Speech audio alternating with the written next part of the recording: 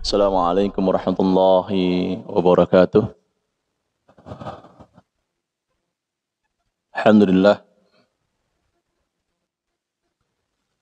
Alhamdulillahilladzi wa kafa wa sholli ala sayyidina al-Mustafa wa ala alihi wa ashabi al-wafa.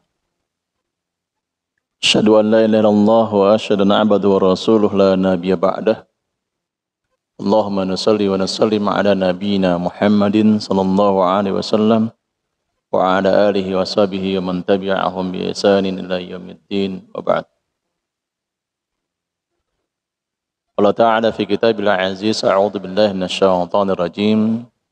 Ya ayyuhalladzina taqullaha haqqa tuqatih wa la tamutunna illa wa antum muslimun. Jamaah salat zuhur yang dirahmati Allah Subhanahu wa taala, alhamdulillah kita panjatkan syukur kita kepada Allah Subhanahu wa taala. Allah berikan kepada kita keberkahan dari semenjak malam, pagi sampai saat ini. Al-barakat minas sama, keberkahan yang diturunkan Allah Subhanahu wa taala tentunya memberikan kepada kita sebuah itminan, ketenangan.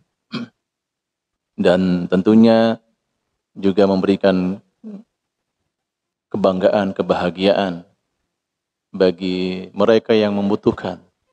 Bahkan seluruh kita tentunya membutuhkan keberkahan yang diberikan Allah Subhanahu wa taala. Maka barang tentu kita juga selalu mensyukuri apa yang Allah berikan kepada kita agar kita menjadi orang-orang yang selalu meningkatkan ketakwaan kita di sisinya. Dan juga kita berselawat pada kedua sanak kita, suri teladan kita Nabi Muhammad sallallahu alaihi wasallam serta keluarganya, para sahabatnya dan juga mereka yang selalu berusaha istiqamah mengikuti jejak-jejak Rasulullah sallallahu alaihi wasallam sampai yaumul qiyamah nanti. Para hadirin jamaah salat zuhur yang dirahmati Allah Subhanahu wa taala, izinkan Al-Fakir menyampaikan kultum yang singkat ini dalam surat Al-Hasyr ayat 18, ayat yang begitu populer di tengah-tengah kita. Mungkin ayat ini sudah kita dawamkan, kita ulang, kita murojaah, kita review berulang-ulang. Kalau kita hitung di usia yang biologis kita pada hari ini mungkin sudah 100 kali kita membaca ayat ini. Namun alangkah baiknya kita juga mengkaji bersama-sama. Ayat ini dimulai Allah Subhanahu wa taala dengan nidanya, panggilan dari Allah Subhanahu wa taala lil mu'minin, untuk orang-orang yang beriman. Apa kata Allah? Ya ayyuhalladzina amanu, wahai orang-orang yang beriman. Ulama tafsir menyampaikan kepada kita, kalau kita mendengar atau kemudian kita membaca ayat yang nidanya dari Allah Subhanahu wa taala lil mu'minin, maka ulama tafsir mengatakan hendaklah kita memperhatikan. Hendaklah kita memperhatikan baik-baik.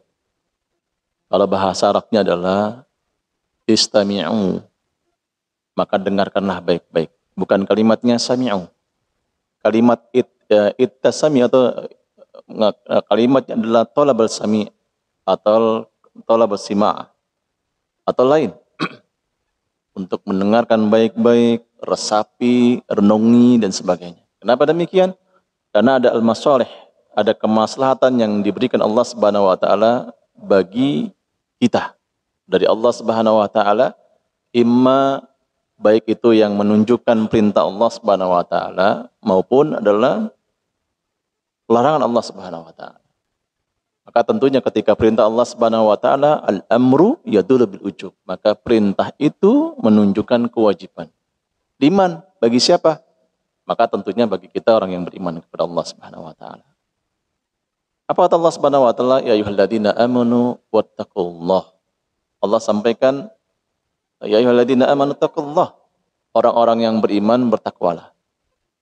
Di sini ulama tafsir mengatakan bahwa iradah Allah kehendak Allah Subhanahu wa taala, Allah menginginkan orang yang beriman kepada Allah Subhanahu wa taala untuk naik levelnya, naik tingkatannya, naik kelasnya, yaitu adalah orang-orang yang bertakwa.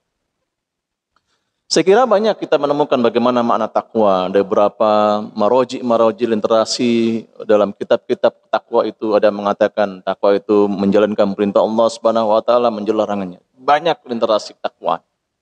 Tapi kalau kita lihat bagaimana ketika Umar bin Khattab itu dialog dengan sahabat Rasulullah SAW, ketika sahabat itu bertanya, kemudian bertanya balik tentang Umar bin Khattab, apa itu takwa?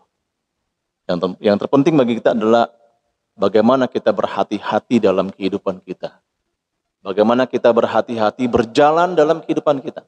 Karena jalan ini adalah penuh al-awaik, penuh rintangan.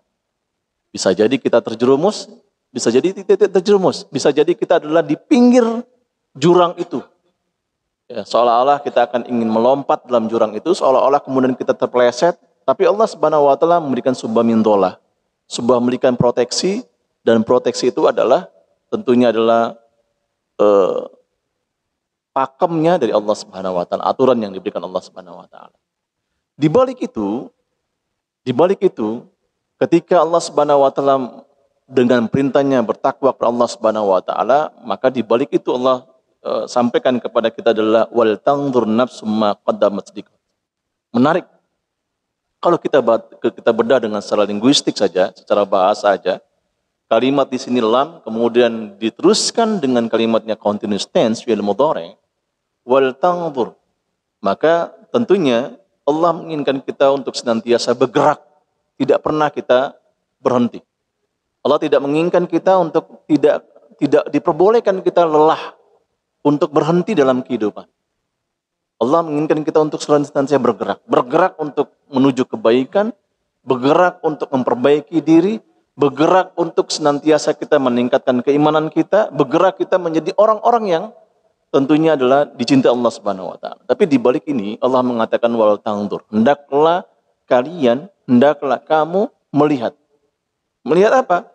Jiwa, nafsu jiwa. Tentu jiwa yang diinginkan adalah orang yang beriman tadi. Jiwa yang tenang, jiwa yang tunduk, jiwa yang menyerahkan diri ke Allah Subhanahu wa taala, karena Allah diawalinya dengan adalah orang yang beriman kepada Allah Subhanahu wa taala. Ma qaddamat liqad, apa yang akan kita lihat di masa depan. Para ulama tafsir yang inginkan adalah masa depan itu bukan berarti kita adalah memiliki fasilitas yang tinggi. Punya mobil yang mewah, rumah yang bagus, kemudian kita menikahkan anak kita dengan yang strata 2, strata 3, atau kemudian kita menginginkan bahwa masa depan anak kita itu adalah lebih baik pada hari ini. Bukan itu yang kita inginkan. Tapi yang kita inginkan, yang diinginkan Allah Subhanahu wa taala adalah ini masa depan kita bagaimana ketika kita berada di padang mahsyar. Bagaimana kemudian kita tersenyumkah kita menghadap Allah Subhanahu wa taala. Bagaimana kemudian masa depan kita di akhirat kelak nanti. Itu yang diinginkan Allah Subhanahu wa taala. Wal tanzur nafsum ma qaddamat liqad. Dan kemudian Allah Subhanahu wa taala sampaikan kepada kita adalah wattaqullah. Ada dua al-amrain, dua perintah. Ya, wattaqullah, Allah perintahkan kembali kepada kita takwa, ya. Dan innallaha khabirum bima ta'malun. Sungguhnya Allah Subhanahu wa taala mengetahui apa-apa yang kita kita lakukan. Para hadirin jamaah salat zuhur, satu ketika ini ada seorang ulama terkait bagaimana dia melihat dirinya, masa depan dirinya. Ini seorang ulama, dia melihat seorang ubbad, seorang yang ahli ibadah di Basrah. Atau ulama mengatakan gini, marartu ala al-ubbad fil Basrah. Dia menyampaikan, aku melintas orang ubbad, seorang yang ahli ibadah. Dia ahli ibadah kita paham ya. Salat duhanya keren ya. Kemudian witirnya pasti sebelum dia tidur pasti salat witir. Baca Al-Qur'annya mungkin keren. Menghafal Al-Qur'annya, kemudian dia sepertiga malam bangun sepertiga malam untuk berdoa kepada Allah Subhanahu wa taala. Bahkan kemudian Senin Kemisnya mungkin tidak pernah tertinggal. Itu ubad, orang-orang yang beribadah, yang rajin, ahli ibadah. Ya ahli ibadah, ya. Marartu ala al-ubad bil Basrah. dia melihat nih, orang alim melihat bagaimana kondisi suasananya seorang yang ubad itu, dia beki, dia menangis. Padahal kalau kita lihat, berarti orang ibadah itu dia mengatakan, nah ini saya sudah sekian persen, ini ada zawad, ada pembekalan nanti yang kiamat nanti, insyaallah, bagaimana. Tapi dia menangis, maka dia mengatakan, qala ma yabkika, apa yang kau tangisi, wahai al ibadah, ma yabkika. Siapakah ulama yang bertanya itu? Ini ulama yang dia bermadhab, bermadhab Imam Syafi'i. Ya, ma yabkika, apa yang kamu tangisi? Ya, apa yang kau tangisi? Bukankah engkau rajin ibadahnya, witirnya, baca Al-Qur'annya? Ma yabkika. Dia mengatakan qala ma faradtu min umri wa ayyamu qad madha wa la yamtayabanna wa la yatabayyanna min amali. Beliau menyampaikan, ya, usiaku semakin lama semakin berkurang. Kesempatanku yang diberikan Allah Subhanahu wa taala di dunia semakin berkurang. Sementara hari terus berlalu. Kita pahami ya. Ya, pada hari ini mungkin di usia kita sudah mulai sakit-sakitan, sedikit pusing, sedikit pinggang kita sakit dan sebagainya, sedikit marah-marah dan sebagainya. Kalau orang yang kemudian semakin terus, ya ini sudah mulai kita, hari-hari kita berlalu, mungkin kita sederhananya meninggalkan dan sebagainya, kesehatan sudah berkurang. Qatmata. Dia mengatakan ma yatabayyana min amali, sementara amalku belum jelas. Amalku belum jelas. Ya. Para hadirin jamaah salat zuhur taala, dia mengatakan sementara amalku belum jelas. Ini kalau kita sudah merasa ujub, sangat ujub, sombong luar biasa kita. Kadang-kadang sudah sudah berapa Quran yang kau baca, berapa kitab yang kau baca. Enggak demikian. Ya. Makanya ketika ini saya insert ya, Imam Bukhari itu begitu marah yang seorang yang kemudian mempelajari kitab Imam Bukhari itu yang begitu dia mengatakan, mohon maaf, kitab Al-Muwatta Imam Malik ya, yang dia menyampaikan saya mempelajari saya mempelajari kitab Al-Imam Al-Muwatta Imam Malik itu adalah selama 40 hari. Marah mengatakan.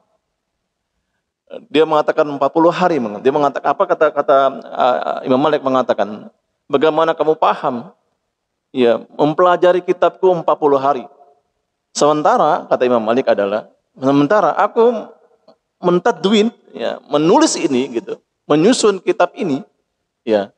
Kata beliau mengamusun ini selama 40 tahun aku menyusun kitab ini.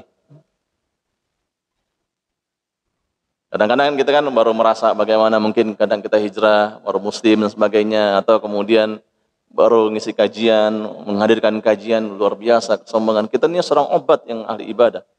Ya. Al-Muwatta marah dengan orang yang kemudian mempelajarkan kitab Al-Muwatta yang cuma 40 hari. Dia, bagaimana mungkin kalian akan paham dengan kitab yang aku gunakan, yang aku tulis ini selama 40 tahun. Maka ada yang mengatakan bahwa Al-Muwatta Imam Malik itu kitabnya kitab hadis, ada yang mengatakan bukan. Karena kitab Al-Muwatta Imam Malik itu adalah menyusun bagaimana mengistimbatkan kitab-kitab yang para ulama fikih. Karena Al-Muwatta Imam Malik itu mendisertasikan, maka Al-Muwatta itu namanya diberikan oleh ulama Madinah. Didisertasikan itu. Ya disertasikan, disertasikan, dijelaskan 40 ulama Madinah. Makanya ulama Madinah mengatakan as-sahih kitabin ba'da kitabillah Al-Muwatta Imam Malik. Kitab yang sahih setelah Al-Quran, Al-Muwatta Imam Malik itu, Al-Muwatta, belum ada Sahih Bukhari dulu. Nggak ada Sahih Bukhari. Ya, Al-Muwatta Imam Malik. Mana mungkin bisa kita pahami. Makanya itulah bagaimana kita senantiasa kita dalam ayat ini kita terus mengembangkan kompetensi kita, mengembangkan kapasitas kita sebagai orang yang beriman kepada Allah untuk terus mengkoreksi diri kita. Bagaimana diri kita kepada Allah Subhanahu wa taala. Bahkan ada sebuah perkataan ulama, saya tidak mengatakan hadis ya. Ini perkataan ulama mengatakan yang dimaksud revitalisasi Allah Subhanahu wa taala untuk meningkatkan ketakwaan itu karena orang yang bertakwa itu dia senantiasa asyaddu muhasabatan. Orang tidak akan menjadi orang yang bertakwa kalau kemudian dia senantiasa lebih keras bermuhasabahnya, mengkoreksi dirinya, ya daripada mengkoreksi dirinya dari sekuat-kuatnya dia mengkoreksi teman-teman yang pelit, yang bakhil, yang perhitungan. Nah, jamaah salat zuhur ta'ala, maka yang pertama itu yang kita inginkan dalam ayat ini, bagaimana diri kita untuk senantiasa kita bergerak, tidak pernah kena letih, lelah untuk melihat masa depan kita seperti apa. Itu yang pertama. Yang kedua, jamaah salat zuhur yang ta'ala, yang kedua adalah ada seorang syekh kemudian bertanya, ya, dia mengatakan gini, ya Syekh, bagaimana nasib saya nanti di yaumul qiyamah nanti? Ya, bagaimana nasib saya di yaumul qiyamah nanti? Syekh mengatakan, ya, yang pertama adalah dia mengatakan, ya, orang-orang yang nasibnya baik nanti yaumul qiyamah itu, yang pertama beliau mengatakan, yang pertama para ulama itu, ya, sebelum dia kiamat, maka Allah kemudian mewafatkan mereka. Kenapa demikian? Agar para ulama itu tidak merasakan bagaimana fitnahnya akhir zaman. Maka itulah orang-orang yang nasibnya kelak baik di sisi Allah Subhanahu wa taala. Tapi bagaimana kalau kemudian kita bukan ulama, ya tidak pernah menyentuh Al-Qur'an, tidak pernah salat malam, bahkan hari-hari kita lupa dan sebagainya. Bagaimana nasib kita? Bagaimana nasib kita? Nah, inilah kemudian dinukilkan ulama mengatakan, ya, walaupun nantinya kita di alam barzah nanti, di makbar, di alam barzah nanti mungkin adalah Allah sampaikan kepada kita hisab dan sebagainya, tapi apa yang disampaikan, dinukilkan, dia mengatakan orang yang senantiasa meyakini bahwa Allah itu adalah Rabbnya, meyakini Allah Rabbnya, ya, walaupun ya dia melakukan dosa-dosanya tapi tidak mensekutukan Allah Subhanahu wa taala, maghfur, maka dia diampuni Allah Subhanahu wa taala, dan itulah orang yang bernasib baik di sisi Allah Subhanahu wa taala yaumul qiyamah nanti.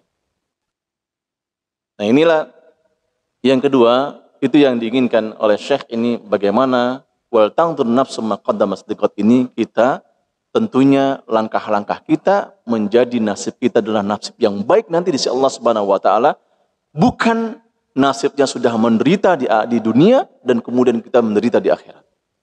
Itu yang kedua. Yang ketiga, jamaah salat zuhur, innallaha khabirum bima ta'malun. Sungguhnya Allah Subhanahu wa taala mengetahui dengan apa-apa yang kita lakukan. Jadi orang yang kemudian senantiasa kita mentajdid diri kita, itu senantiasa kita merasa bahwa Allah semakin dekat, dia mengawasi diri kita. Jangan sampai kemudian kita adalah orang-orang itu bangga dengan maksiatnya. Ayo, mari kita sama gibah berjamaah. Ayo sama-sama kita menjelekan orang lain. Ayo sama-sama bagaimana kita menyakiti dia. Jangan. Karena sejatinya kita mengetahui bahwa Allah itu mengetahui apa yang kita lakukan. Kalau itu yang terjadi, kita yakini bahwa Allah mengetahui apa yang kita lakukan, maka tentunya kita adalah orang yang termasuk berhati-hati dalam langkah-langkah kita dalam kehidupan kita. Jamaah salat zuhur ta'ala, 3 hal itulah yang disampaikan para ulama. Saya mengambil beberapa kitab-kitab literasi klasik dengan kalimat surat Al-Hasyr 18 ini, dan mudah-mudahan kita selalu berusaha semaksimal mungkin untuk menjadi orang yang kelak nanti nasibnya baik di Allah Subhanahu wa taala dan dimasukkan Allah Subhanahu wa taala menjadi orang-orang yang bertakwa. Allahu a'lam. Assalamualaikum warahmatullahi wabarakatuh.